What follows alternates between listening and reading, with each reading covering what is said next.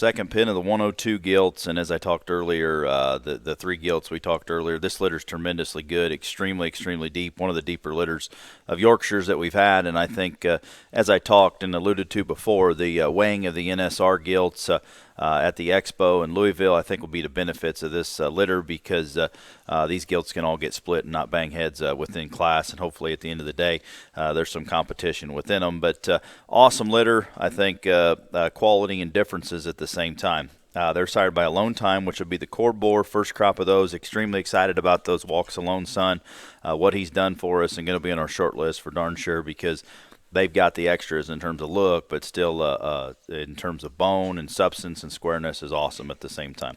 Mother would be a gilt we bought from Chaz Reynolds there in Ohio that Emily Myers showed a couple years ago there at the Indy Expo as Reserve Division as a litter mate to the boar that Chad won the Yorkshire Boars with that year in Indy in the Expo show that Schaefer's bought, called Keep 'Em Coming. So reads as a baby step Hollywood. So neat pedigree, neat set of gilts at the same time. So we're going to get into, I guess, lots 18 is where we're going to start. Lot 18 is the -5.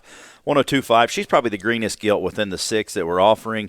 One that's neat about her head and neck, really loose and flexible out of her hip and hind leg, but I think one that's exotic looking up in her head and neck. And I think once she bulks up, and her pedigree says that she will do that, she's just not quite as far along, I guess is the best way to put it. But that one there could surprise a lot of people, because she's got the added shape, she's got the added look, and still one that's mobile on her feet and legs and square. Just a little rawer right now, but I think to her advantage, she should hair up, stouten up, and be an awfully good one there when it's said and done. But one that exemplifies look, design, and balance on the side. Looks a lot like her mother, just a little greener patterned.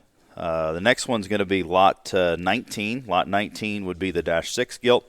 -6 has as much breeding value, I guess, to look at her in terms of monster legged. She has huge forearm, huge hind leg, really big about her overall dimension that she's got. A more moderate gilt that's still strong on her feet and legs. Really stout about her head. Some might say too stout, but at the same time, she's going to maintain that and still got enough length of neck, we read. A gilt that's shapely, square, good centered, good bodied, and monster legged. Breeding value, show gilt, take it for what it is. I think she's got value inside the ring, outside the ring, because of all the extras that she does have.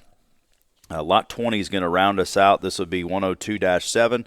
102.7 is one that I think probably the best way to put it is the combination of the two in a good way, and that's not a downfall by any means. She's as stout as the gilt I just talked about, but has the extension and look of the first gilt, the -5. But this -7 gilt is one that is flexible. She's awesome looking on the side. Proportions are good. She's not a big, tall, long one. She's not a little short, round one.